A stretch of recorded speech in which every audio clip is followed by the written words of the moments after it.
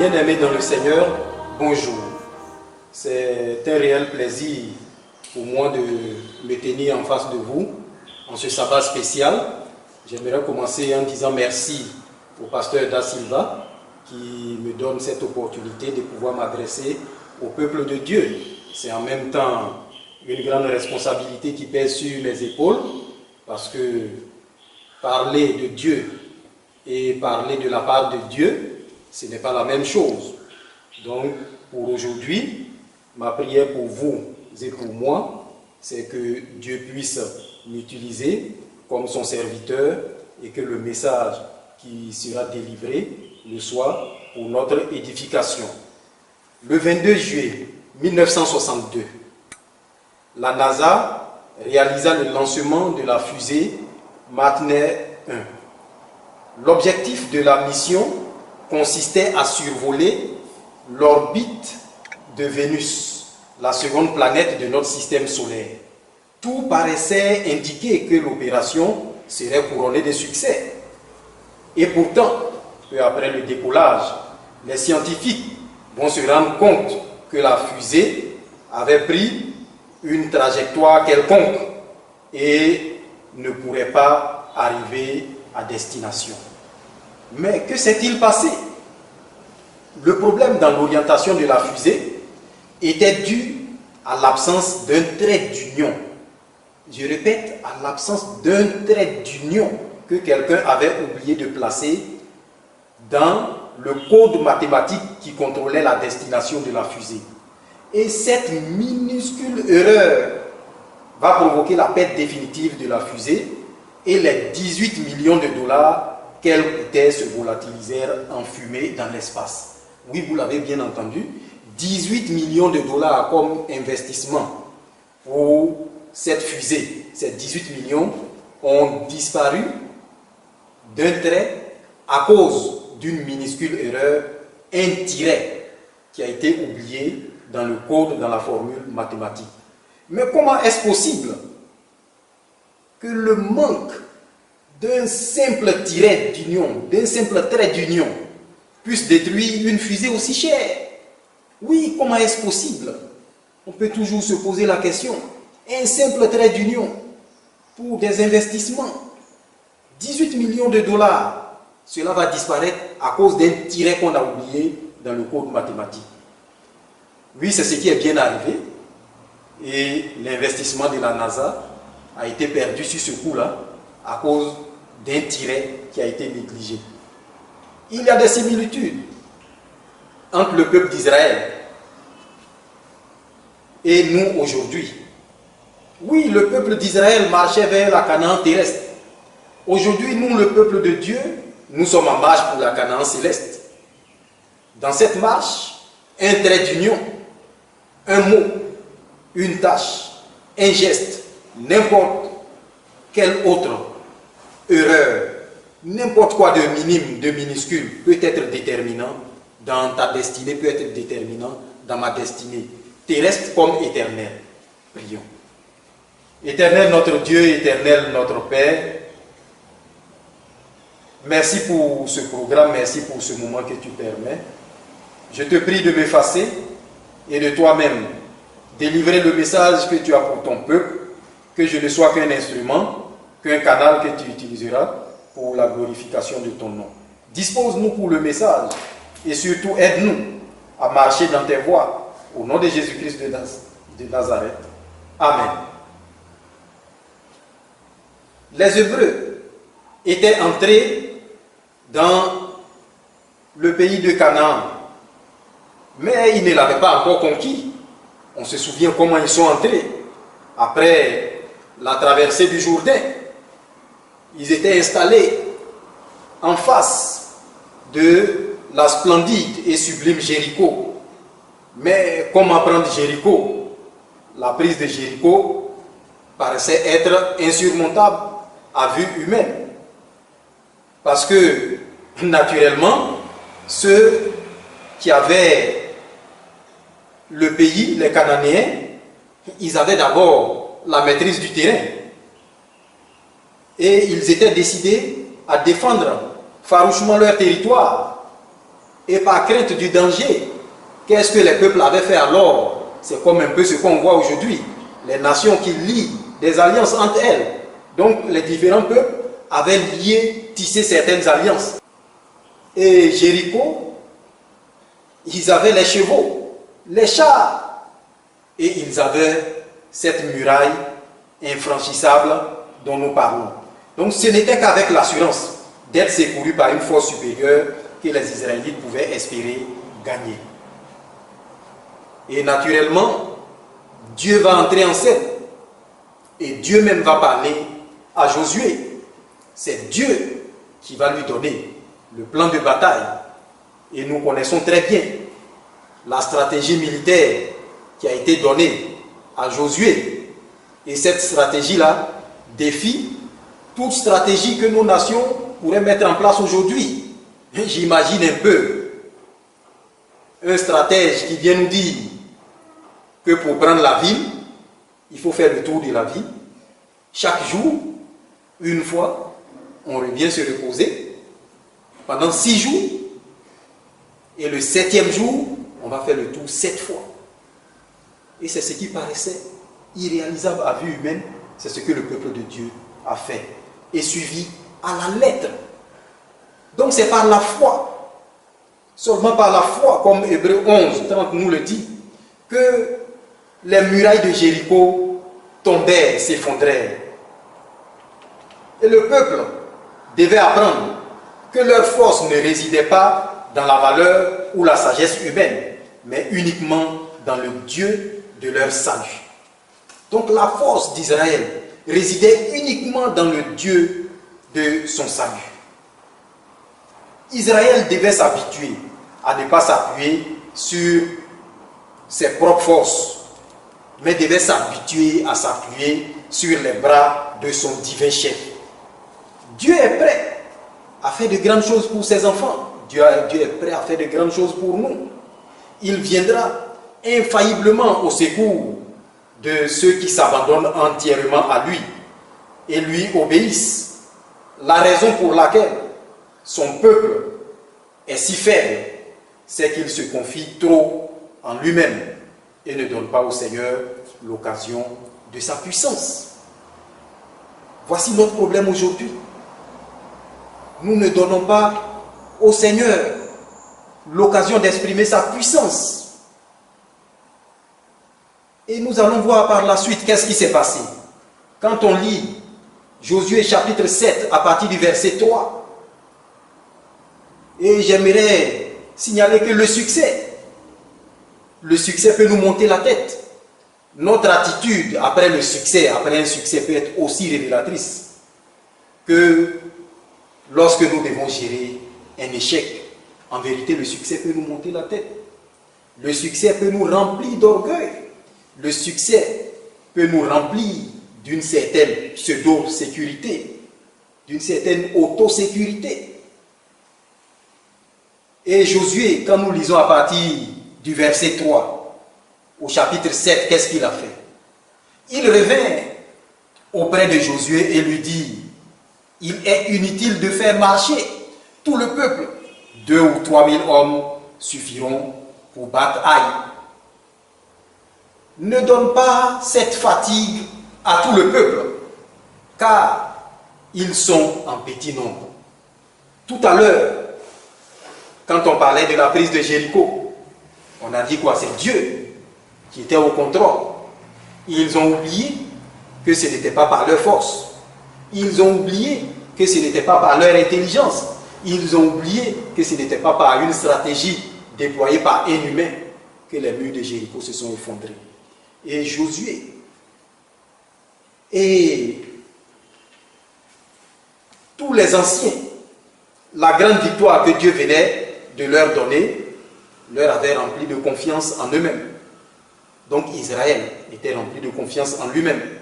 Le pays de Canaan, lui, avait été promis, mais il avait oublié que le succès venait d'en haut. Il regardait ses ennemis avec mépris et commençait à se faire une autre opinion de sa valeur militaire. Alors que quand on regarde en réalité, qu'est-ce qu'ils ont fait? Leur seul mérite, c'est d'avoir accepté de marcher selon la voie que Dieu avait tracée. Donc sans s'assurer que Dieu était avec eux, ils sont partis pleins d'ardeur. Ils se sont avancés vers la petite ville d'Aï. Oui, ils se sont avancés vers la petite ville d'Aï. Mais quand on lit la suite, qu'est-ce qui s'est passé? Les gens d'Aï tuaient environ 36 hommes. Ils les poursuivirent depuis la porte jusqu'à Shebarim et les battirent. À la descente, le peuple fut consterné et perdit courage. Donc voilà, 36 hommes sont morts. On peut dire que le bilan n'a pas été trop lourd, mais les résultats sont là. Ils ont été lamentablement battus. Ils ont été lamentablement battus. Mais ce qui est intéressant, quand on lit la suite de l'histoire, à partir du verset 6, qu'est-ce que Josué fait? Josué déchira ses vêtements et se prosterna jusqu'au soir, le visage contre terre, devant l'arche de l'Éternel, lui et les anciens d'Israël. Il se couvrit la tête de poussière. Donc Josué va revenir vers l'Éternel et on voit les signes d'humilité et de repentance. Josué va demander à Dieu, mais qu'est-ce qui n'a pas marché? Qu'est-ce qui ne va pas? Et Dieu va répondre.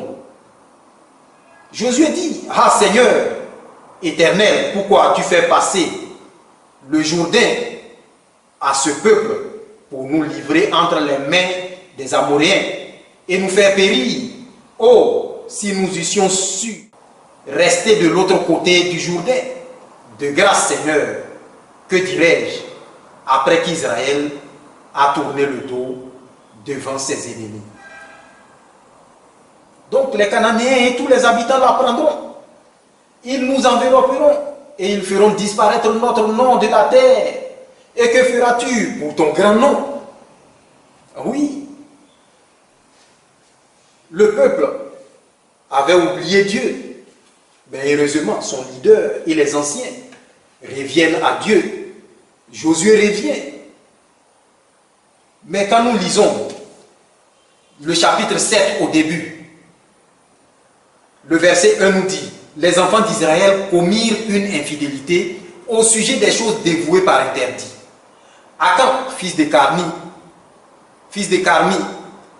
fils de Zabdi, fils de Zérak, de la tribu de Juda, prit des choses dévouées.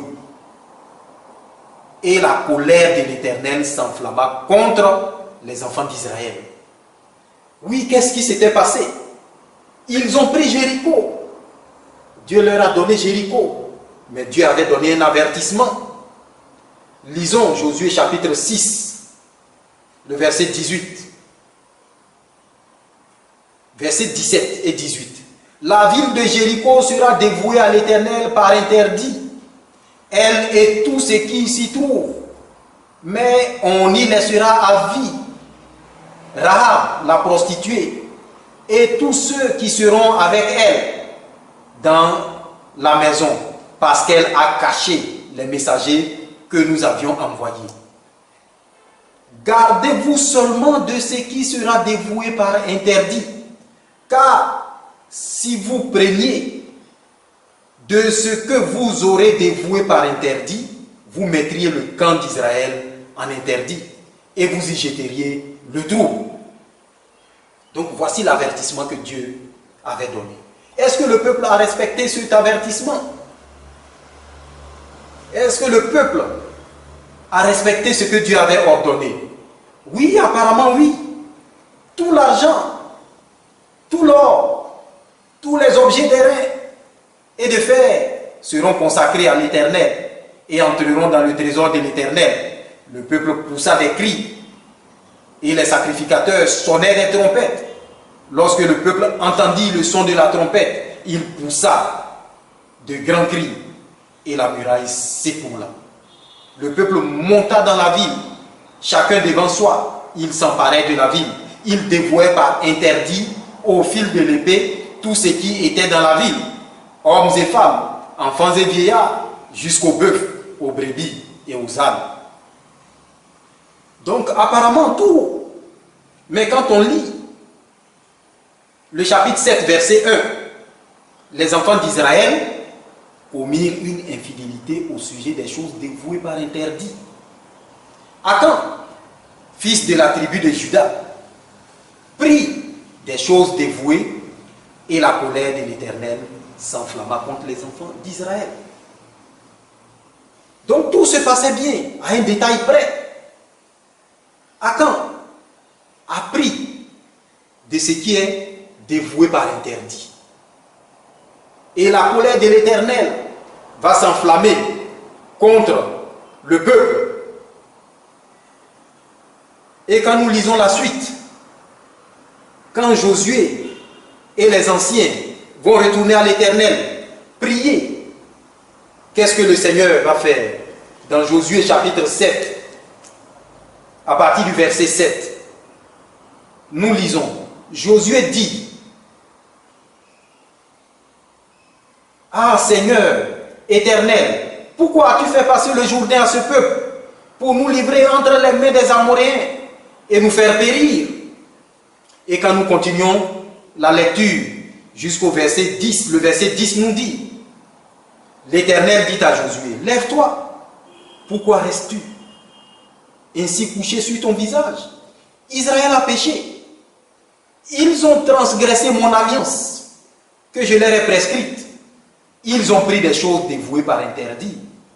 Ils ont dérobé et ont dissimulé. Et ils les ont cachées parmi leurs bagages. » Donc voilà. Achan, il a pris en cachette et il est venu cacher. Mais Dieu révèle cela à Josué. Jusqu'à présent, Josué et le peuple ne connaissent pas le nom du coupable. Et qu'est-ce que Dieu va faire? Dieu va demander à Josué, lève-toi, sanctifie le peuple. Verset 13. Tu diras, sanctifiez-vous pour demain, car ainsi parle l'Éternel, le Dieu d'Israël, il y a de l'interdit au milieu de toi. Israël, tu ne pourras résister à tes ennemis jusqu'à ce que vous ayez ôté de l'interdit du milieu de vous. Oui, j'ai intitulé ce message le groupe d'Achan. Le groupe d'Achan. Et Dieu nous interpelle à travers l'histoire du peuple d'Israël. Il y a de l'interdit au milieu de nous. Et Dieu dit quoi? Tu ne pourras résister à tes ennemis jusqu'à ce que vous ayez ôté l'interdit du milieu de vous. Et qu'est-ce que Josué va faire? Il va demander au peuple d'approcher selon les recommandations que Dieu lui a données. Et on va commencer par tribu. Après, on va s'approcher par famille. Après, au sein de la grande famille, la famille nucléaire concernée, jusqu'à l'individu. Donc, tout ce cheminement-là donnait l'occasion à Achan de se repentir. Mais qu'est-ce qu'il a fait? Il a assisté de bout en bout. Vous vous approcherez le matin selon vos tribus. Et la tribu, j'ai lu au verset 14, chapitre 7, verset 14. Et la tribu que désignera l'Éternel s'approchera par famille. Et la famille que désignera l'Éternel s'approchera par maison. Et la maison que désignera l'Éternel s'approchera par homme.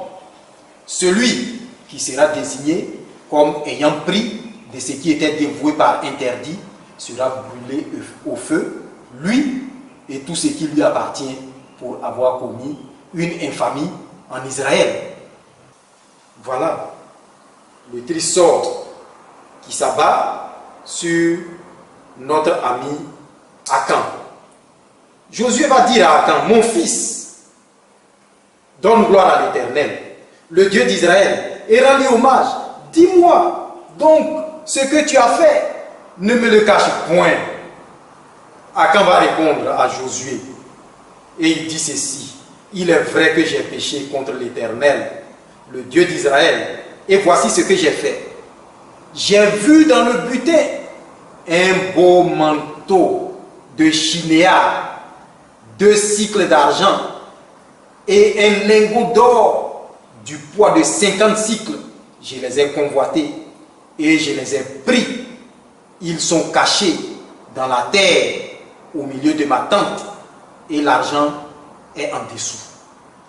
Donc quand on regarde la déclaration d'Akan, il semble ne rien regretter apparemment, puisqu'il qualifie même ce qu'il a pris d'un beau manteau de chinéa. Oui, la tentation. Il a vu le beau manteau de chinéa. Il a regardé. Il est entré en tentation. Il a succombé à la tentation et il a pris. Et un péché entraînant un autre, il ne s'est pas arrêté à ce beau manteau. Il a pris aussi 2 cycles d'argent et un lingot d'or.